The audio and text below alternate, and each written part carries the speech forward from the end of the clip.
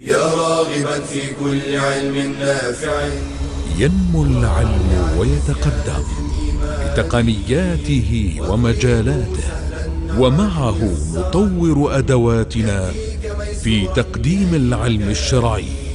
أكاديمية زاد أكاديمية ينبوعها صاف ليروي غلة الظمآن، ومكارم الأخلاق ندرسها معا، أدب وتربية على الإحسان. بشرى لنا زاد أكاديمية للعلم كالأزهار في البستان.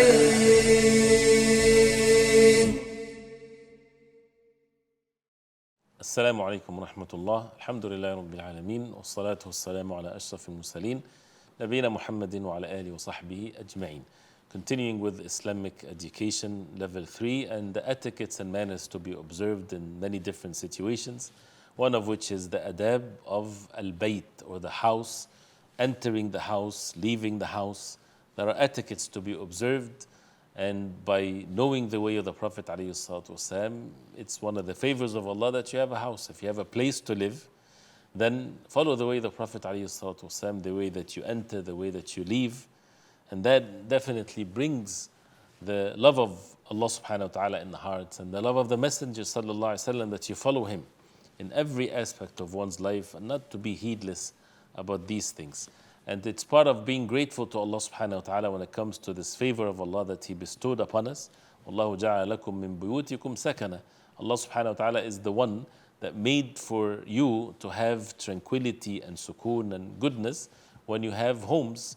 And imagine when someone doesn't have a place to live. And one of the things that the Prophet ﷺ, he would say before going to sleep, and we mentioned, but not all of the different things to be said, and that's why if you're able to recite all of the adhkar to be said before going to sleep, it's perfect, mashallah.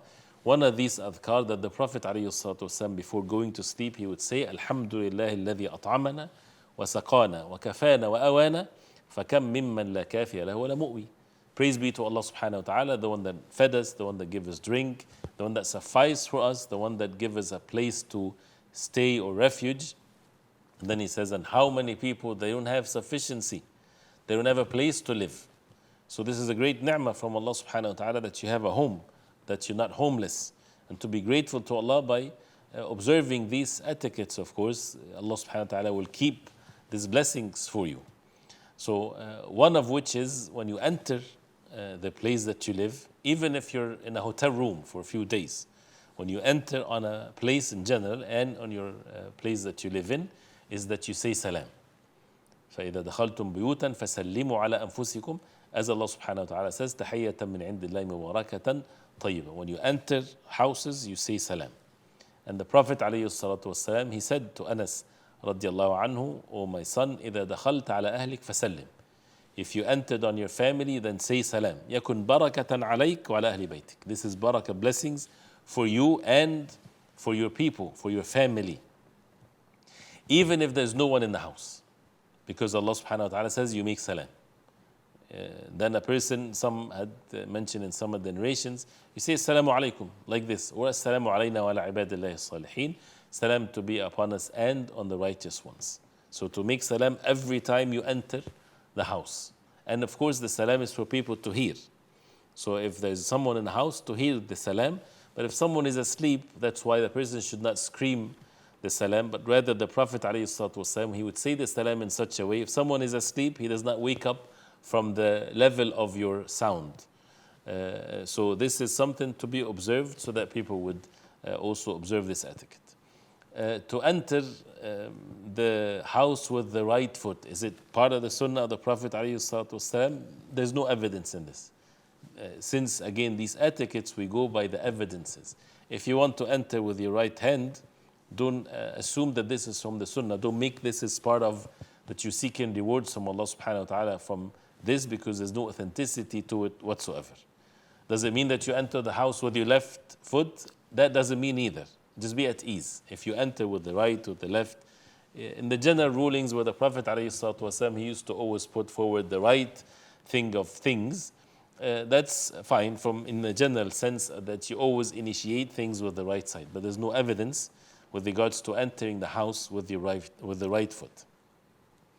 The dhikr of Allah subhanahu wa ta'ala when you enter the home, as the Prophet alayhi salatu wasalam, he said, إِذَا دَخَلَ الرَّجُلُ بَيْتَ, if a man enters his house, فَذَكَرَ اللَّهَ عِنْدَ دُخُولِهِ, if you make dhikr of Allah, and one of which is to say Bismillah, that's the remembrance of Allah. And before he eats, the shaitan would say, لا مبيت لكم, the shaitan would say for the helpers that he has, no place to stay here tonight, and no food, no supper for you if the person says Bismillah before he eats. So if he doesn't say Bismillah, if he does not make remembrance of Allah subhanahu wa ta'ala when he enters, the shaitan would say to the shayateen with him, you have a place to stay. And if he doesn't say it before he eats, he says you have some food also. So you have food and place to stay. And you know what shayateen do when they're in the house? They're not going to there being calm and nice and spread all kinds of goodness. They're shayateen. They whisper evil.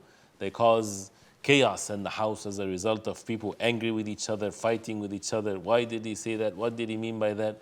All shayateen is working and present in the house. So we want to eliminate them and push them out with the dhikr of Allah, and to bring instead the angels. And one of which is some people, they choose and they refuse to have angels in the house by having dogs in the house.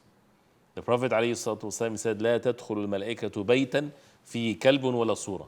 The angels, they do not enter a house that has a dog or an image of an individual or an animal or so. And the surah is the head. Statues, pictures of individuals or drawing pictures with heads being there, the angels do not enter such places. And you want the angels to be present in your house. And having a dog for hunting or for security outside, that's fine, but not to enter the house. And whoever owns a house for other than these valid reasons, as the Prophet ﷺ, he said, نَقَصَ مِنْ أَجْرِهِ كُلَّ يَوْمٍ قِيرَةً. He would lose from his rewards 2 qirat, 2 units of rewards every day. So this is an important thing to note. The Prophet ﷺ, whenever he would enter the house, he would clean his mouth with a siwak. And Aisha radiallahu anha, she said that the first thing that the Prophet ﷺ would do once he entered the house is to use a siwak. As Aisha radiallahu anha, she was asked to say Bismillah, Assalamu alaikum wa rahmatullah, and then the first thing that he would use the siwak, and it shows that the Prophet ﷺ said, خيركم خيركم لأهله وأنا خيركم لأهلي.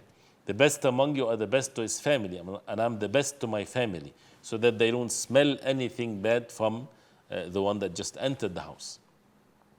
Also from the sunnah is to remove anything that is haram or anything that he sees in his house. The Prophet ﷺ, when he one time entered, came from traveling, and Aisha radiallahu anha, she had covered part of the wall of her house with something that has issues or images of statues and things like this. So when the Prophet ﷺ, he saw that, he removed it, and he said, أشد الناس عذابا يوم القيامة الذين يضاهون بخلق الله. The most people that will receive punishment in the Day of Judgment, those who imitate the creation of Allah. So the Prophet ﷺ removed it, and he did not, for example, say, let it be, it's okay. No, he removed it. But then Aisha radiallahu anha, she said, فَجَعَلْنَاهُ وِسَادًا. We made it one pillow or 2 pillows. So then it's okay because it gets abused and thrown on the floor, sleeping on it, things like this, but not to be used on a wall or hanging and things like this. And how she, radiallahu anha, followed the way the Prophet ﷺ. If a person finds crosses, for example, in the house, as the Prophet ﷺ, Aisha radiallahu anha, she said that the Prophet ﷺ لم يكن يترك في بيته شيئا فيه تصاليب إلا نقضه. He would never see any salib or a cross being mentioned or being on the walls or any place unless he would remove it, alayhi salatu wassalam. So the same thing sometimes with clothings. You find sometimes cloth or clothing that has crosses on it. You have to remove it, and this is again a sign of associating partners with Allah. So it has to be on the shape of a cross specifically. Hanging images that has no soul in it, it's okay. Trees, natural things, things like that, the ocean. There's no harm in this. But something that has a soul, human beings, animals, and so on, this is not permissible. The angels, they do not enter in such places. From the Sunnah also, the Prophet ﷺ, that he would pray 2 rak'ah when he entered the house and before he leaves. And this is one of the things that many people deserted from the Sunnah of the Prophet ﷺ. And there's a beautiful hadith which is a serious one. The Prophet ﷺ, he said, إِذَا خَرَجْتَ مِن مَنْزِلِكَ فَصَلِّ رَكْعَتَيْنِ. Before you leave your house, pray 2 rak'ah, تَمْنَعَانِ كَمَخْرَجَ السُّوءِ, will protect you from the evil of going out. Whatever evil is out there, you will be protected from it. وَإِذَا دَخَلْتَ إِلَى مَنْزِلِكَ فَصَلِّ رَكْعَتَيْنِ تَمْنَعَانِ كَمَدْخَلَ السُّوءِ. And if you enter your house, start with praying 2 rak'ah. It will protect you from the evil of what's inside. Sometimes a person enters his house and chaos happens. Bad things happens. To protect yourself, pray 2 rak'ah when you enter also. Saying the adhkar when you leave the house. Allahumma inni a'udhu bika an adilla aw udall aw azilla aw uzall aw adhlim aw udhlam aw ajhala aw uj'alay. And in it, Bismillah, tawakkaltu ala Allah wa la hawla wa la quwwata illa billah. Shaitan moves away from you. You say Bismillah when you leave. I rely upon Allah subhanahu wa ta'ala, no might and no power except by Allah. Oh Allah, I seek refuge in you that I become deviated, or I deviate someone, or I slip, or I make someone slip, whether it's physical or non-physical, or I wrong myself or make someone else wronged or oppress anyone, or act in an ignorant way, or someone would ignorantly act against me. So beautiful dua, comprehensive dua. When you leave your home, there is just this world out there, and you never know what's good and what's bad and what type of people that you meet and so on. So it's so important that we teach ourselves, that we read these adhkar till we memorize it, that we teach our children, we make ruqya on our children. So again, we are protected by the will of Allah subhanahu wa ta'ala from all kinds of harm. So this is some of these etiquettes, and we ask Allah subhanahu wa ta'ala to protect us all and to make them learn it. The best way to learn this knowledge is not just to take an exam and to pass it, but rather to practice it. When you practice it, then it stays, the knowledge stays with you. If you don't practice it, it becomes forgotten. وصلى الله وسلم وبارك على محمد وعلى آله وصحبه وسلم. والسلام عليكم ورحمة الله وبركاته.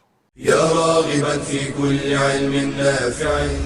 ينمو العلم ويتقدم بتقنياته ومجالاته، ومعه نطور أدواتنا في تقديم العلم الشرعي. أكاديمية زاد أكاديمية ينبوعها صاف ليروي غلة الظمآن، ومكارم الأخلاق ندرسها معا، أدب وتربية على الإحسان.